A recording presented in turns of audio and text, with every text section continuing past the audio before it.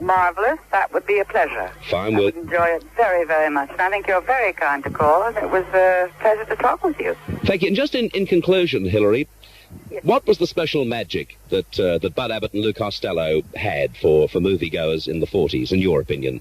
I think, I think it's the old thing. Everybody, they would set up the comedy in such a way you sort of knew what was going to happen, but when it happened, you had to laugh. And I think that it was so free. And it's the old thing of everybody still laughs when somebody slips on a banana peel. And I think that it was just so universal, and they had such joy in their work. And, of course, I think that they were the epitome of a comedy team. And I think that it was relaxing, and all you did was just laugh, and I think that had a great deal to do with it. Of course, they had a fantastic background, as you know. They'd been in the theater for years and years and years and had polished all these routines. But I think there was also their love of their work. I think Lou loved his work, and whenever you have that kind of a feeling, you're going to have people responding to you, and particularly to laugh. Because I think also in those days, life was very grim and not very happy, and people did want to laugh. And I think they should be back today again. So we could have some really good old vaudevillian laughs. So I think they were the greatest. Thank you for talking to us, Hilary.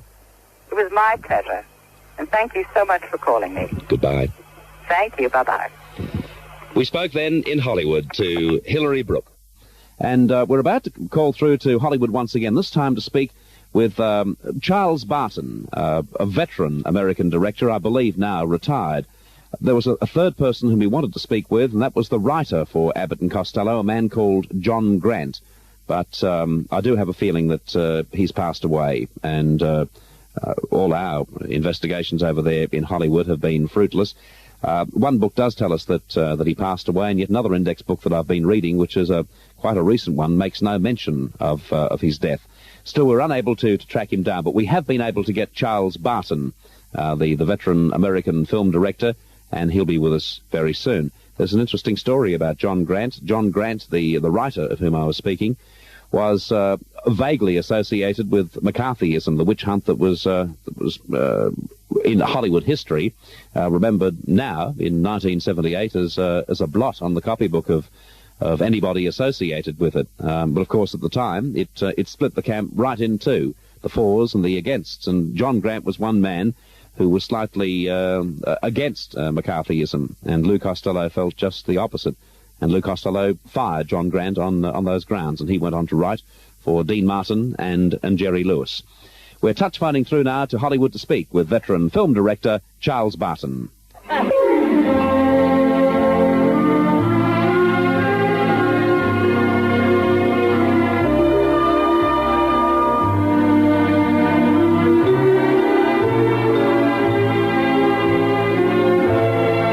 We've spoken already to Art Lubin, Abbott and Costello's first director, and we're about to speak now with Charles Barton, the man who directed their last films.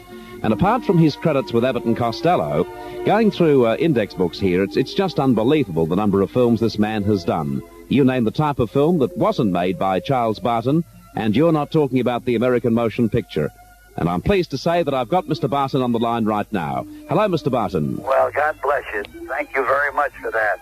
Well, I meant every word, because it's quite incredible. I've gone through some index books, and the amount of space that you get, and of course you deserve it because of the number of films. Do you have any idea how many films you directed? How many films I have directed, or Abbott and Costello? No, films generally. Oh, I've done, I would say, over 100. And how long were you with Universal? I was with Universal 5 years. We were talking earlier this morning to Arthur Lubin, who... Arthur? Mm-hmm. Oh, he's quite a guy. Started him. Yes, he started the whole bit. That's right. So when did you move in on the picture? Oh, I didn't move in until after they'd made about 5 or 6 shows. And what was your first one? Well, I'd have to think of that one right now. We'll come back to that anyway. When you moved in and took over the reins, as it were, yeah. How were Bud Abbott and Lou Costello to work with? Oh, they were great for me. They were just great. Of course, they'd fight like hell, but... With themselves or with anybody? Oh, with everybody. But that was a run of routines, you know, of teams. The two teams. They never got along very smoothly, any of them. Even Laurel and Hardy, you know. Mm-hmm. Even Laurel and Hardy. Yeah, they used to quarrel quite a bit, you know. Why is this, Mr. Barton? Oh, well, you see, for example, one time I will explain, for no reason, I think it was on Time of Their Lives. I think Lou came up to me and said, Charlie, I'm leaving the show. We've been shooting for about 4 days. He says, I'm quitting.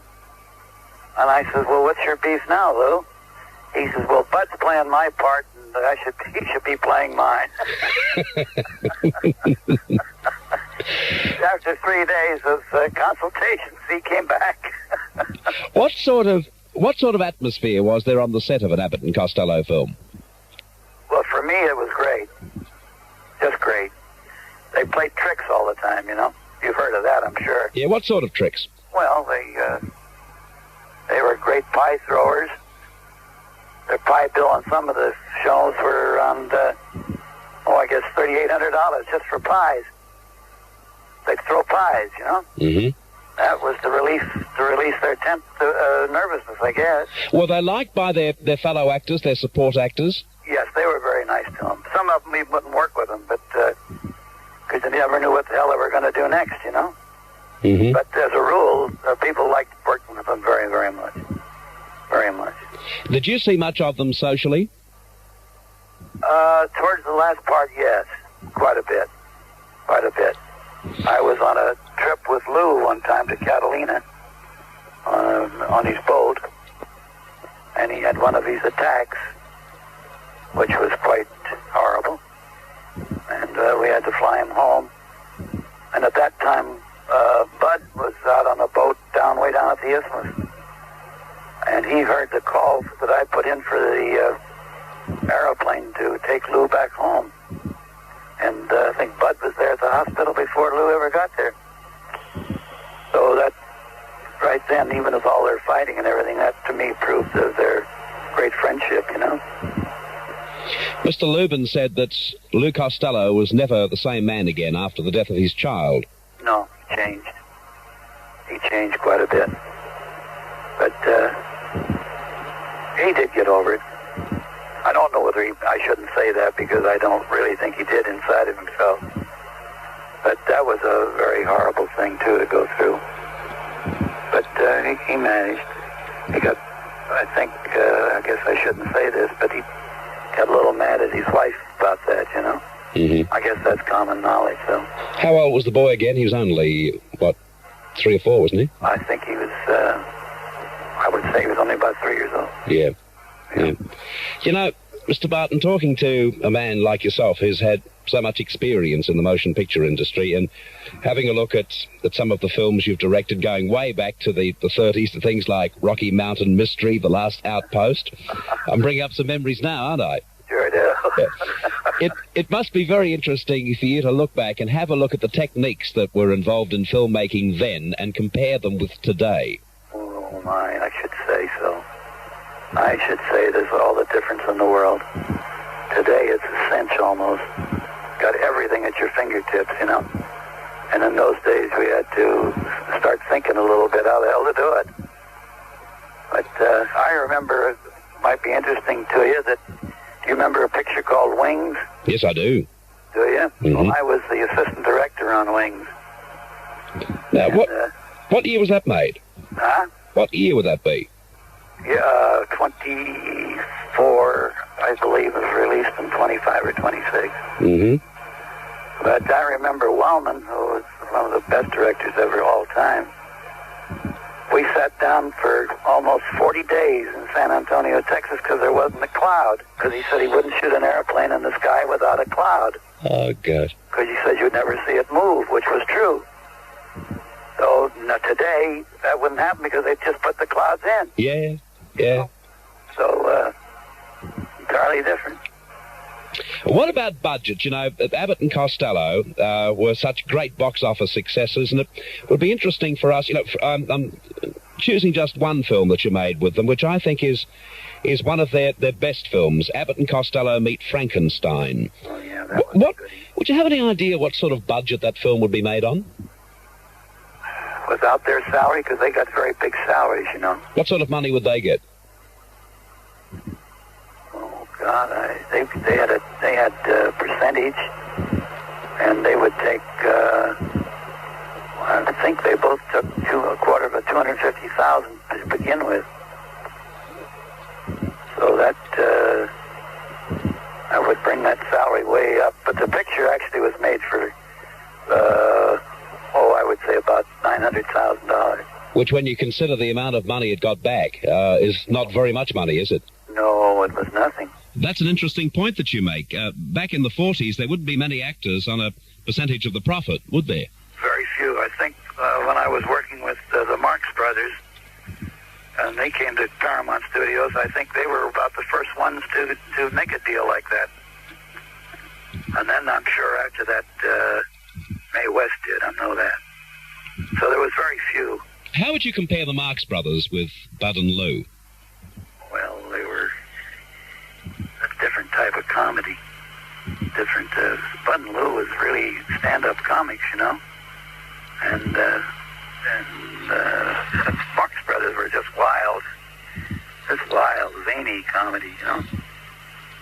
In a book I've read just recently on Bud Abbott and Lou Costello, the one criticism that seems to jump out from the page is that they got into a situation where all they wanted to do was their tried and tested routines. They didn't want to try anything new.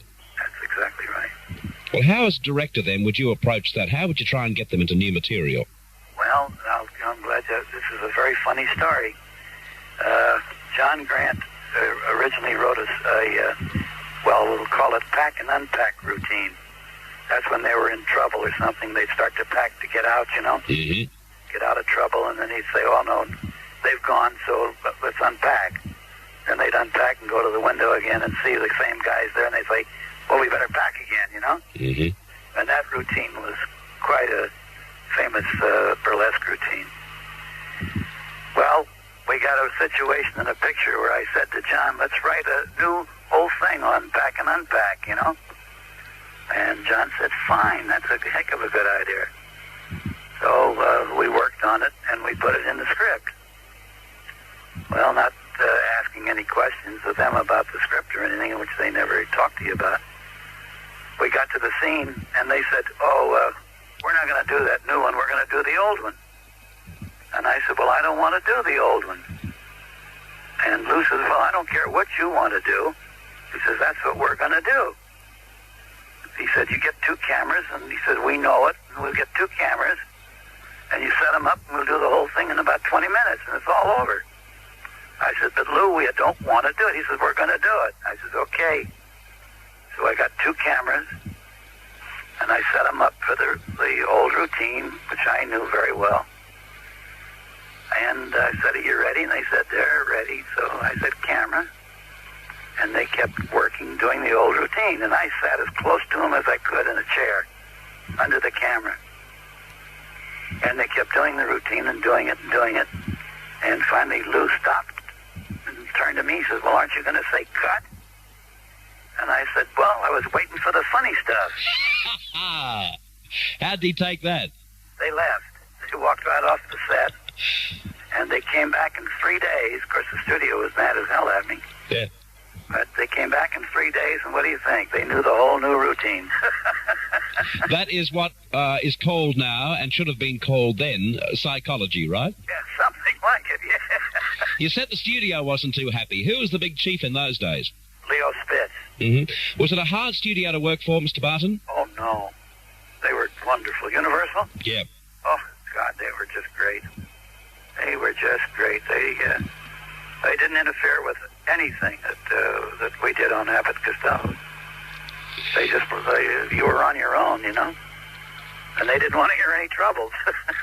Mr. Barton, of course, you were present and you were in charge of the very last time that Abbott and Costello appeared together on film in Dance With Me, Henry. Had the magic gone by then? Yes, I'm ashamed to say so, but it had. Yeah. What are your memories of that film?